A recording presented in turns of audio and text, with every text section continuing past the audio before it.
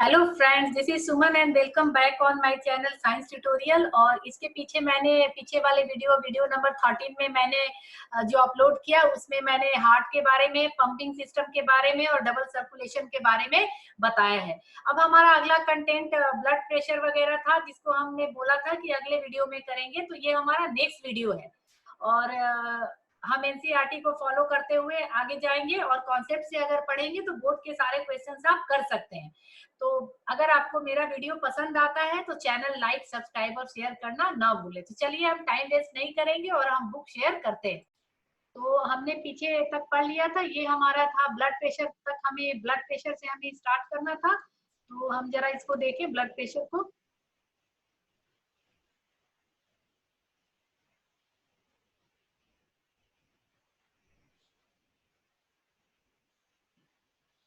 तो हम इसका डेफिनेशन पढ़ेंगे। The force that blood exert against the wall of the vessels is called blood pressure. ठीक है, जिस फोर्स से, मैंने क्या बोला कि जिस फोर्स से अगर ब्लड जो है किसी फोर्स की वजह से जब हमारा वेंट्रिकल कॉन्ट्रैक्ट करता है, सिकुड़ता है, जब कॉन्ट्रैक्ट करेगा तो एक फोर्स लगेगा और उसी फोर्स से ब्लड बाहर की ओर जाएगा। तो वही जो प्रेशर ब्लड जब वो किसी ब्लड वेसल से जा रहा है, ब्लड वेसल से जब जा रहा है तो उसके वॉल के अगेंस्ट ब्लड भी प्रेशर लगा रहा है। तो जो प्रेशर ब्लड जो है वॉल को, वेसल्स के वॉल को लगा रहा है, उसे हमने बोला blood pressure. This pressure is much greater in arteries than in vein. Arteries में हमेशा ग्रेटर होता है। क्यों ग्रेटर होता है, मैंने ये बताया है कि जब एक साथ, ठीक है, जब एक साथ हमारे लेफ्ट उसमें मैंने मिरर वो कर रखा है, मैं इसको ऑन करके समझाती हूँ। तो जैसे कि मान लीजिए ये हमारा लेफ्ट साइड है, लेफ्ट का हार्ट है। तो जब आर्टरीज में ऊपर वाले चैम्बर में ब्लड आया, उसके बाद सीधे नीचे आ जा रहा है, नीचे के वाले चैम्बर के बाद ऑर्टा से होते उससे होते हुए, और जैसे मैं आपको ये स्ट्रक्चर बताना चाहती हूँ, इससे होते हुए, ऑर्टा से होते हुए आर्टरीज से बाहर जाता है। ठीक है, तो जब ये ऑर्टा से होते हुए बाहर जा रहा है तो क्या हो रहा है, बहुत फोर्स से, क्योंकि ये ढेर सारा ब्लड एक साथ आया है, एक साथ इकट्ठा हो गया। अब जब एक साथ हो गया और जब वेंट्रिकल ने फोर्स लगाया तो ऑर्टा से वो बाहर जाके किससे निकल रहा है, आर्टरीज से निकल रहा है। इसीलिए आर्टरीज थिक वॉल की होती है, क्योंकि जब आर्टरीज में प्योर ब्लड आ रहा है, जब प्योर ब्लड किसी चीज के अंदर से आ रहा है, जैसे मैंने बताया था कलर की पिचकारी है, तो जब पिचकारी में आपने पानी भरा हुआ, जब उसको प्रेशर लगाएंगे तो एक साथ ढेर सारा पानी आएगा। ठीक है, फिल करने के समय आप धीरे धीरे करते हैं, बट स्लो होगा, बट जैसे ही आपने प्रेशर लगा के पिचकारी को दबाया, क्योंकि उसमें पूरा भरा हुआ है पानी, तो उसी तरह हमारे हार्ट में प्योर ब्लड लेफ्ट साइड के नीचे भरा हुआ, तो जैसे ही हमने प्रेशर लगाया हार्ट के नीचे वाले चैम्बर में, तो वो ऑर्टा से होते हुए आर्टरीज में गया। तो आर्टरीज थिक होता है, क्योंकि बहुत ज्यादा प्रेशर से ब्लड उसमें जा रहा है। ब्लड जब उसमें प्रेशर से जा रहा है तो उसके वॉल पे प्रेशर ब्लड एक्सर्ट करेगा। तो आर्टरीज अगर थिक नहीं होगा तो आर्टरीज डैमेज हो जाएगी हमारी। The pressure of blood inside, इसको मैं थोड़ा स्मॉल कर लेती हूँ। The pressure of blood inside the artery during ventricular systole contraction is called systolic pressure. ठीक है, and pressure in artery during ventricular diastole, relax करने पे diastolic pressure होगा। The normal systolic pressure is about 120 mm. ठीक है, 120 mm होगा। और diastolic pressure कितना होगा, 80 mm of Hg। ठीक है, ये जो है हमारा ब्लड प्रेशर हम मेजर करते हैं तो 120 सिस्टोलिक करते हैं, और नीचे जो है 80, मतलब हायर रेंज 120 और लोअर रेंज 80 होता है। ये इसके बीच में हमारा जो है 80 हमारा होना चाहिए लोअर रेंज, और 120 स्टैंडर्ड है हायर रेंज ब्लड प्रेशर का। तो वो जब ब्लड प्रेशर की हम मशीन मेजर करते हैं तो हमारा उतना ही आता है। जैसे देखिए blood pressure 120/80, 120 systolic and 80 diastolic. Systolic कब होगा, रिलैक्सेशन के समय ये सिस्टोलिक होगा, सॉरी जब ये कॉन्ट्रैक्ट होगा तो क्या होगा, सिस्टोलिक होगा। कॉन्ट्रैक्ट मतलब कि कॉन्ट्रैक्शन हुआ, उसमें कॉन्ट्रैक्ट हुआ, सिकुड़ा, तो उसमें सिस्टोलिक हुआ। रिलैक्स हुआ तो मतलब वो फैल गया, तो उसमें डायस्टोलिक हो जाएगा, कम हो जाएगा। तो ये है प्रेशर इज कफ एवर 120, और 120 के ऊपर वाला हाई बीपी होता है। वन और अगर 80 के नीचे बीपी है तो लो बीपी की प्रॉब्लम होती है। दोनों ही केस सही नहीं है। तो ये आपका मेजर है। Blood pressure is measured with an instrument called sphygmomanometer. High blood pressure is also called hypertension. Hypertension होता है ना ब्लड प्रेशर कि मेरा बीपी बढ़ा हुआ है, तो ये यही कारण है। बीपी इसलिए बढ़ता है क्योंकि ब्लड बहुत तेजी से जो है पंप होके निकल गया आर्टरीज में और आर्टरीज के वॉल को वो डैमेज कर रहा है, which result in increased resistance of blood flow. High blood pressure is also called hypertension होता है, ठीक है, which result increased resistance to blood flow. It can lead to the rupture of an artery and internal bleeding. ये अगर एक बार अगर blood pressure बहुत ज्यादा होगा 120 के ऊपर हो गया तो आर्टरीज आपकी क्या हो जाएगी, डैमेज हो जाएगी और इंटरनल ब्लीडिंग स्टार्ट हो जाएगा और उसके बाद आपकी डेथ भी हो जाती है। द ट्यूब्स, ब्लड वेसल्स को, ये ट्यूब होता है, ट्यूब लाइक स्ट्रक्चर होते हैं क्योंकि अगर पाइप लाइक स्ट्रक्चर है ब्लड वेसल्स तभी वो हॉलो है और उसमें से ब्लड फ्लो कर रहा है। Arteries and the vessels which carry blood away from the heart to various organ of the body. Since the blood emerges from the heart under high pressure, आपको पता है कि हाई प्रेशर से blood जो आपके हार्ट से निकल रहा है बहुत हाई प्रेशर से होता है। The artery have thick wall. Elastic wall, elastic नहीं होगा, स्टिफ होगा तो प्रॉब्लम हो गई। तो वो ब्लड प्रेशर जैसे आता है तो थोड़ा वो इलास्टिक होता है रबर की तरह। अब veins collect the blood from different organ and bring it back to the heart। तो vein जो है thin walled होता है क्योंकि उसको धीरे धीरे स्लो डिफरेंट ऑर्गन से, बहुत सारे ऑर्गन से एक जगह लाना होता है। अगर एक जगह ब्लड भरा हुआ वहां से अगर निकाला जाए तो एक फोर्स से निकलेगा, अगर हर जगह से इकट्ठा करना है तो उसमें इतना फोर्स नहीं होगा। तो वेन का वॉल कैसा होता है, थिन वॉल्ड होता है। They do not need thick wall because of the blood is no longer under pressure। उसको थिन वॉल की जरूरत नहीं है, थिक वॉल की, क्योंकि उसमें अब प्रेशर से ब्लड नहीं आ रहा है। इसके बाद है under instead they have valve that ensure that the blood flow only in one direction। इसके अंदर क्या होता है, वाल्व होता है जो कि इंश्योर करता है कि ब्लड वन डायरेक्शन में फॉलो कर रहा है। क्यों? क्योंकि पॉइजनस ब्लड है, अगर दूसरे उसमें चला गया, अगर दूसरे डायरेक्शन में चला गया तो वो सारा ब्लड जो प्योर ब्लड भी पॉइजनस हो जाएगा। On reaching an organ or tissue, the artery divided into smaller vessels to bring blood on contact with an individual cell। जब एक अगर चौड़ी सी पाइप है, एक पाइप में अगर ब्लड लेके चला गया तो हर सेल में वही पाइप नहीं ले जाएगा, वो बहुत कैपिलरीज वगैरह में डिवाइड हो जाता है, वो हर सेल में जाके ऑक्सीजन रिच ब्लड पहुंचाता है, जिस ऑक्सीजन को सेल्स यूटिलाइज करके रेस्पिरेशन कर रहा है। ठीक है। The smallest vessel have walls which are one cell thick and are called capillaries। ठीक है, ये भी थिक वॉल्ड होता है और इसको स्मॉलेस्ट वेसल, जो सबसे छोटा वेसल्स होता है उसको हमने कैपिलरीज बोला, बहुत जाके वो बिल्कुल सेल के अंदर तक जाता है। Exchange of material between the blood and surrounding cell take place across the this thin wall. ये थिन वॉल का होता है capillary, sorry.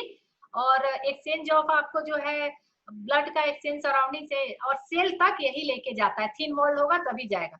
The capillaries then join together to form veins that convey the blood away from the organ of the tissue. जैसे ये आपने ये देखा, ये सब सारी कैपिलरीज है। जब एक बार कैपिलरीज डिवाइड हो गई, यहाँ पे आपने देखा ये जब डिवाइड होगी कैपिलरी सारी, उसके बाद जब सेल ने यूटिलाइज कर लिया तो उसी कैपिलरी ने जाके पॉइजनस जो ब्लड था उसको वेन को ट्रांसफर कर दिया। आर्टरी से लिया, फिर वेन को उसने दूसरे कैपिलरीज ने ट्रांसफर कर दिया। तो ये आपका क्या है, आपका उसके ब्लड के ट्यूब्स है, वेसल्स है, arteries, vein and capillary. Maintenance by platelet. Platelet आपको पता है प्लेटलेट क्या होता है? प्लेटलेट एक उसका होता है ब्लड का एक पार्ट कंपोनेंट होता है, और जो कि ब्लीडिंग वगैरह जो होती है, अगर आपके बॉडी में ब्लीडिंग हो रहा है तो उसको रोकने को, ब्लड को क्लॉट करने में हेल्प करता है। तभी तो जब डेंगू होता है आपको पता है पेशेंट को प्लेटलेट दिया जाता है, नहीं तो उस केस में क्या होता है, पेशेंट की इंटरनल ब्लीडिंग शुरू हो जाती है और प्लेटलेट कम हो जाता है डेंगू के केस में। तो इंटरनल ब्लीडिंग शुरू हो जाती है हर ऑर्गन से, लिवर से, इंटेस्टाइन से, सबसे, और वो पेशेंट की डेथ हो जाती है। तो हम वही देखेंगे what happens if this system of tube develop a leak. अगर कहीं भी लीकेज हो गया इस सिस्टम में, क्योंकि पाइप में तो लीकेज हो सकता है, ठीक है, जब लोहे में जंग रस्टिंग हो सकता है और खराब हो सकता है तो ये तो बिल्कुल मस्कुलर ऑर्गन है। ठीक, थिंक अबाउट। तो अगर स्टार्ट एक बार ब्लीडिंग हुआ तो उसको रोकने के लिए कौन यूज करते हैं? हम प्लेटलेट यूज करते हैं। तो ये आपका है ब्लड में ही होता है। Leads to loss of pressure which would reduce the efficiency of the pumping system. ये आपका लाइन था। Naturally the loss of blood from the system has to be minimize. Minimize कैसे होगा? अगर कहीं कट लग गया तो प्लेटलेट से, और अगर ब्लड हमारा लॉस होते गया तो ब्लड प्रेशर उतना नहीं रहेगा और पूरे पूरे बॉडी पार्ट में पंपिंग अच्छे से नहीं हो पाएगी। To avoid this the blood has platelet cell which circulate around the body and plug these leads. Clot बना देता है तुरंत में। ठीक है, तो ये प्लेटलेट का काम है हमारा ब्लड कंपोनेंट में। आरबीसी का आपने देखा, प्लेटलेट का देख लिया, प्लाज्मा भी कैरी कर रहा है, डब्ल्यूबीसी जो है इम्यूनिटी डेवलप करता है और फाइट अगेंस्ट डिजीजेज होता है। तो ये चार कंपोनेंट डब्ल्यूबीसी, आरबीसी, प्लाज्मा और आपने प्लेटलेट का देखा, lymph. There is another type of fluid also involved in transportation. This is called lymph or tissue fluid. Lymph जो है ब्लड से अलग होता है थोड़ा। Through the pores present in the wall of capillaries, some amount of plasma. Through the pores present in the walls of capillaries, some amount of plasma, protein and blood cells escape into intercellular space in the tissue to form tissue fluid or lymph. Lymph क्या होता है? Mainly lymph क्या होता है? जब capillaries का पोर thin होता है तो कभी कभी अगर वहां से प्लाज्मा वगैरह जो है पोर्स से लीक हो रहा है, प्रोटीन और ब्लड सेल्स अगर स्केप हो गया तो इंटर सेलुलर स्पेस जो टिश्यू के बीच में होता है, हर टिश्यू, मान लीजिए ये हमारा टिश्यू है, मैं निकालती हूँ पेन।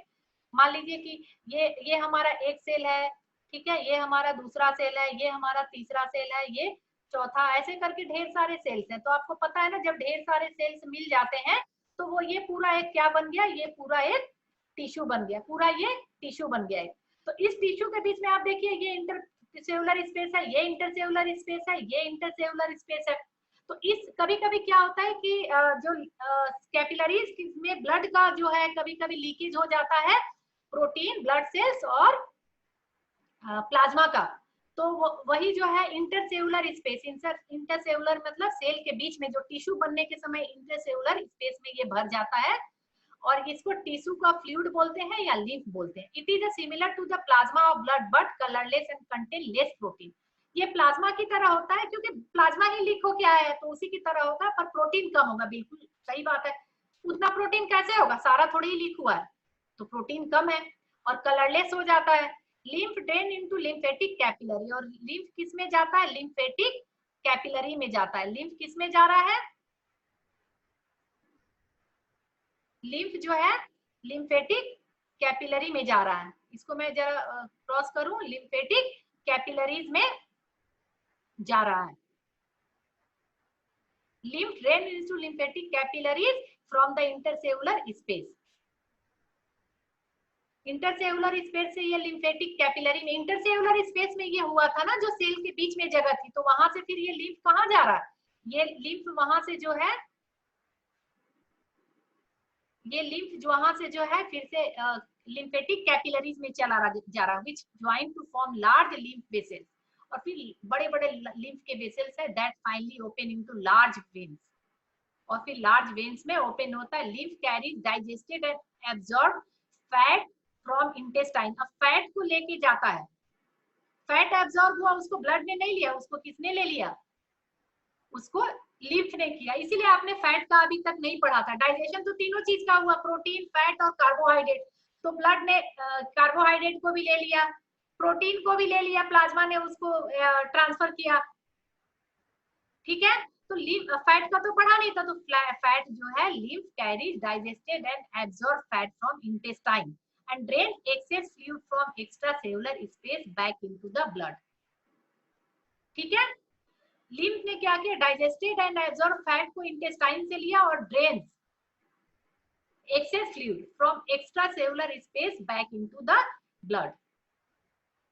ठीक है, तो और यहाँ से एक्स्ट्रा सेलुलर स्पेस से उसने जो है एक्सेस फ्लूइड जो था उसको उसने क्या किया? ब्लड में दे दिया। तो लिम्फ का क्या था? लिम्फ मेनली आपको फैट जो है ले जाता है, इसीलिए आपने अभी तक फैट का नहीं पढ़ा था। हर जगह आपने फूड पढ़ लिया था, ग्लूकोज का पढ़ा, प्रोटीन का पढ़ा, ऑक्सीजन का पढ़ा, कार्बन डाइऑक्साइड का पढ़ा, पर फैट आपका जो डाइजेस्ट हुआ वो तो आप भूल ही गए कि फैट कहाँ गया, तो फैट यही लिम्फ से गया। लिम्फ क्या है ये भी बता दिया, लीकेज है, पाइप से लीकेज हुआ, कैपिलरीज के इंटरसेलुलर स्पेस में इकट्ठा हो गया ये लिम्फ। ठीक है, तो अब ट्रांसपोर्टेशन हमारा एनिमल का पूरी तरह कंप्लीट हो गया है। अब हम अगले में ट्रांसपोर्टेशन इन प्लांट्स पढ़ेंगे, और ट्रांसपोर्ट ऑफ वाटर, इसमें वैस्कुलर टिश्यू पढ़ेंगे। ये भी हमारा काफी लेंदी है, इसे भी मुझे 2 वीडियो में डिवाइड करना पड़ेगा, लेकिन तभी तक आप इसको अच्छे से पढ़िए, और कोई भी डाउट हो तो आप मेरे कमेंट बॉक्स में जाके कमेंट भी लिख सकते हैं। Thanks for watching and thank you.